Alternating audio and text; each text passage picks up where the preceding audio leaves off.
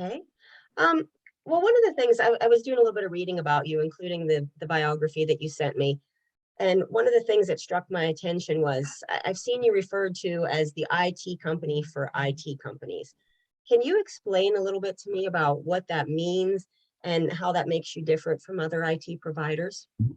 Yeah, typically the customers we work with either have their own existing IT department, or we have, I guess they'd be competitors if they're located right next door to us, but in which case they're not, in which case they use us for the senior level activities. For example, let's say the entire Exchange environment or SQL environment goes down for a customer. They may not have the expertise in house. They may not have the facilities to do it, in which case we do. So we're basically the IT company for the IT companies. Okay, so when their expertise is just it's not there to fix a problem, they call you. You're the problem solvers for the IT guys. Yep, Yes. that's exactly it. Okay. Um, One of the other things that I had discovered about your company when I was researching you is you were talking about experiencing some substantial annual growth. Can you talk about this a little bit and your role in your company's continued success? Yep, as far as the growth, it's just based on basically new labels and new logos. So in which case our goal is to keep expanding, obviously. As far as the company success, it's obviously our team and our employees. How many employees do you currently have? 24. 24. And how long has the company, the Sierra Data Center, has been in existence? Sierra Experts, it's been since 2006. 2006. Okay. Um, and I understand before that you owned a company called Innovations Tech. Is that correct? Yes, ma'am. Yes, ma'am. Can you tell me how your experience with Innovations Tech helped you to grow your new business at Sierra? Yeah, innovations. It learned from a lot of different mistakes. For example, was it 2 years into it? As far as starting the company, came back from a trade show in Alaska and didn't have an apartment anymore.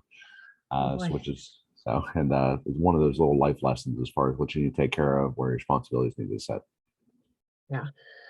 So tell me a little bit about how did you get into um, IT work in the first place? Like what drew you to that line of work? Didn't have a choice. I was the youngest engineer at Nellis Air Force Base whenever we started getting basically ADP or automated data process equipment in. So in which case, the chief selected me to start those deployments. So in which case, installed 10 base 2, which is a coax cable in the ceilings, and then did my normal day-to-day job. So just additional duty.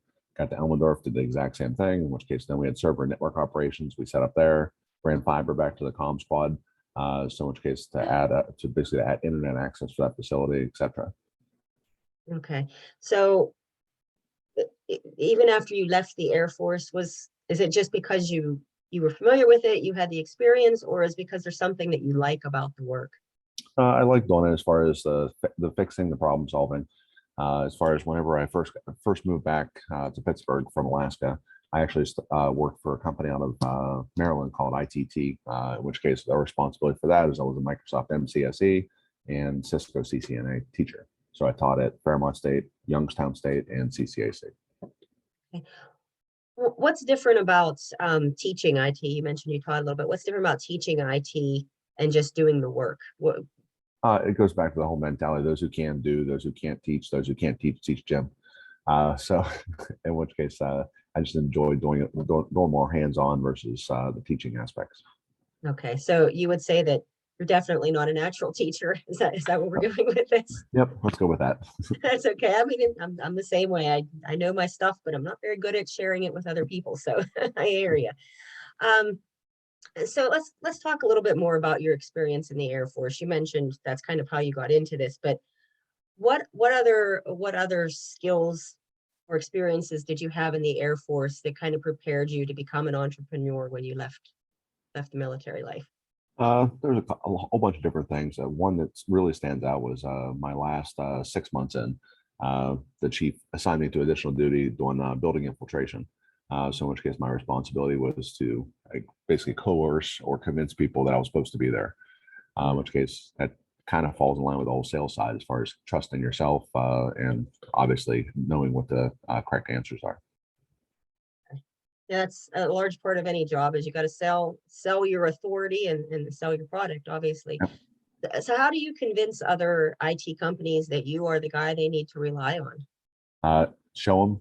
So, and a lot of there's some other things, word of mouth, and also references from other customers. Okay. Okay. Um, I saw in 2018, you became an officially designated veteran-owned business. Can you tell me a little bit about that and why it was important to you to get that designation?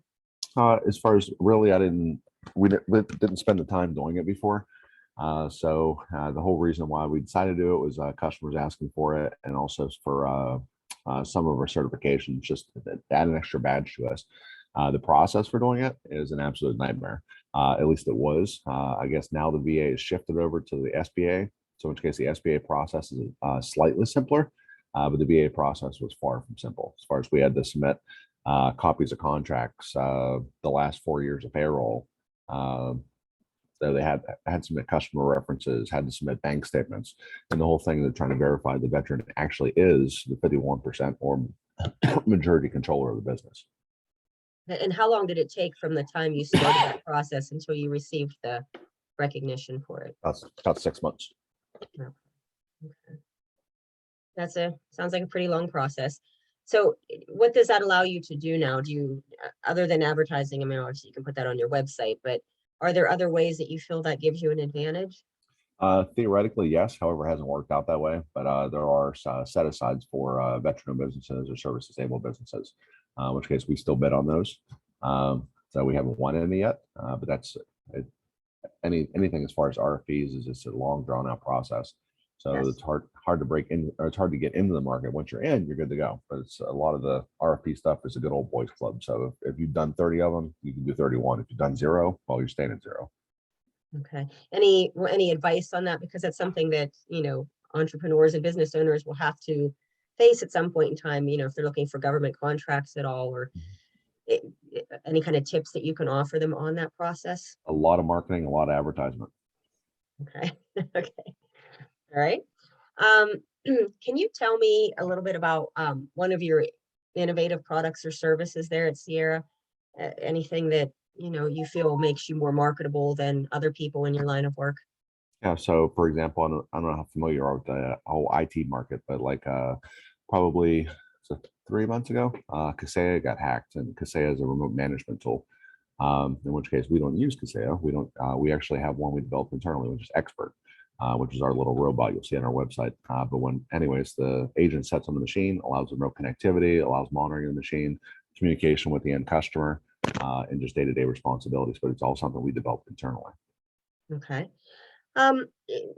This kind of brings me up to another question, because you're talking about, you don't know how much you know about IT. I think we can say that about a lot of people. Like, people know their computers work, they know what they do, but they don't understand how they do it. And if something happens, they don't know what to do about it. What have you found to be one of the biggest problems right now, or biggest threats facing the IT community? Vulnerabilities, crypto lockers, attackers, red hat, or basically black hat hackers. Just basically ensuring vulnerabilities are locked down. So in which case it makes it more difficult for someone to compromise your systems. Okay. What happens? Have you had any clients that have had their systems compromised? And if Oh yeah. so, like, what is it involve getting them back to functional, to working order again? What's Yeah, that process look like? Yeah, hopefully they have backups. So in which case we're basically rebuilding all the systems and then restoring from backups. If they don't have backups, that's a whole different fiasco. We've Okay. had both scenarios. Okay. Now, obviously people will call you when they have an emergency or something they can't solve on their own. But are there other times that people should be reaching out to your company, before they're in hot water about something, or before they've got a major catastrophe on their hands? Yeah. When is another good time to consult with you?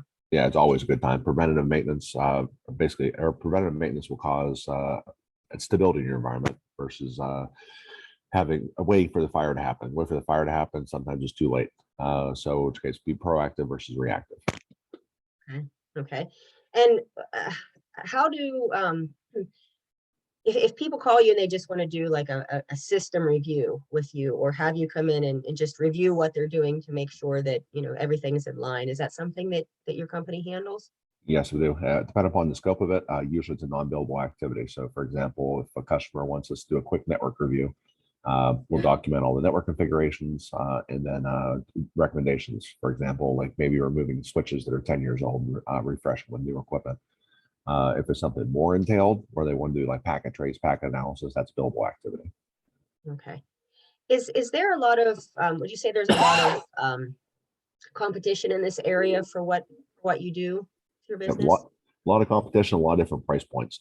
For example, every once in a while, we'll run across a little two-man show where they charge $50 or $60 an hour for an engineer. We're not even close to that. So we're setting up with the big boys as far as pricing because we have a lot more overhead. But there's a lot of competition. The competition is getting bigger every single day. During COVID, a lot of the competition just disappeared because the little one and two man shows couldn't stay in business. Obviously, as far as we were fine, we're more diversified. We have customers across almost every single industry, 38 different states, 4 different countries. Okay. How will that change the way you do business if the marketplace continues to get saturated with IT experts? Is there any way, will you have to adjust in any way? Not really. So the whole thing is just keeping your name out there. More marketing, company vehicles with logos all over them, handing out business cards, cold call targeting, things along those lines, lead generation services. Okay.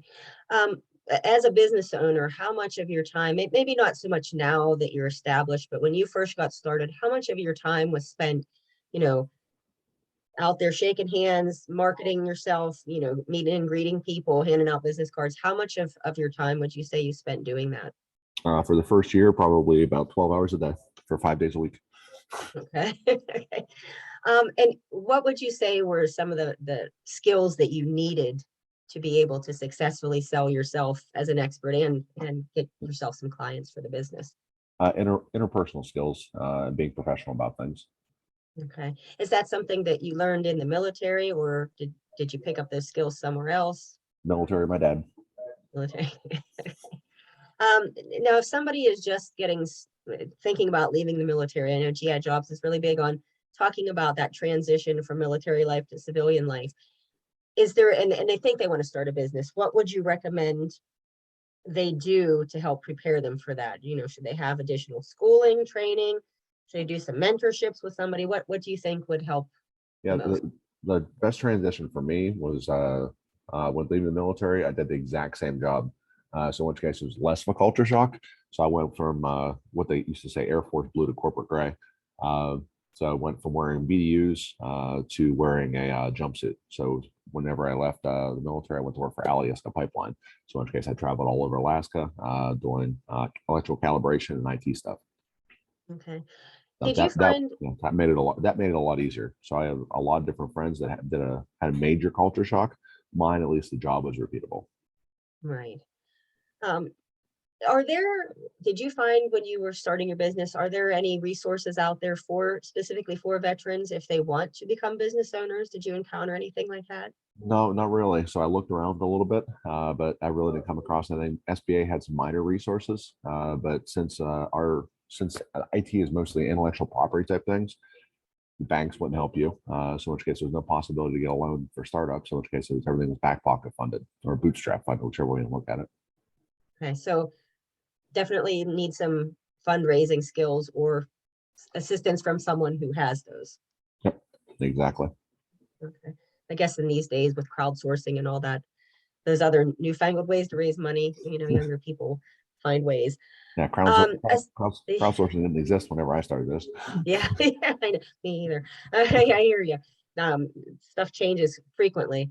Do you have any other advice for veterans besides obviously, the soft skills and other things that you said they need? What else do you feel would be helpful to them if they're thinking of starting their own business? Keep your head above water, rely on the resources you have. That could be your friends, your family, could be a veteran organization of some fashion.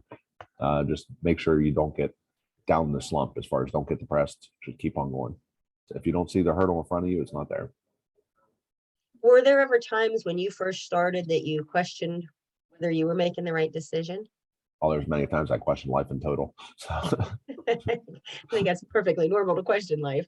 What kept you going? I mean, obviously you you've had one business and you've transitioned into another. Do you have any plans moving forward to grow, expand, grow, start new We're companies? we're What's in the works for you? Anything new? opening new offices, different locations, because it's a lot of things are determined by who's down the street from you. Even though our business is 100% remote, most of our customer saturation is in the Pittsburgh area. And the whole reason for it is the throat to choke. They can stop by and visit, etc. Okay. So when you say expand, do you mean just in the area here, or are you talking about other states? Other states. Other states. Have you targeted, which markets have you targeted? Have you thought about that yet? What do you mean? Which, as far as which verticals or? Yeah, like which states, did you know which states you would make the most sense to move into if you're Yeah, going to? yeah, we actually already selected Baltimore. Okay, Baltimore. And is That that, whole reason for that. First off, it's close enough we can drive. Second off, there's a whole bunch of government because ours with the VA certification and also GSA. So obviously, we're trying to target government for business. okay. Are there any other certifications that small business owners should look for that might help give them some credibility? Depends upon what they do, but the more certification you have, the better it is. So if they're a retail-based organization, as an example, make sure you're PCI certified. You also have your SSAE 18, SOC 1 Type 1, which is a financial / IT control process. And then make sure you're vendor certified. For example, since we're IT, we're Cisco certified, we're Microsoft certified, we're HPE certified. So you need credibility from the vendors to say that you know exactly what you're doing. Okay. Okay. I guess my last question for you is, if there's one thing you could say to veterans who are thinking about taking this leap, what's a final piece of advice that you could offer? Uh, Remember, as far as the whole motto of service before self. So it goes the same exact same way with business. So one thing, whenever I started my first company, was the justification was spend more time with my family. Worked the exact opposite. The whole thing you need to make sure that you pay attention to is growing your business and not getting distracted. First off, you're self-employed. So in which case, if you want to take Monday through Friday off, you can. You shouldn't, but you can. That's where a lot of people seem to lose their way. Right. Right. Okay. I'm going to stop our recording here. Just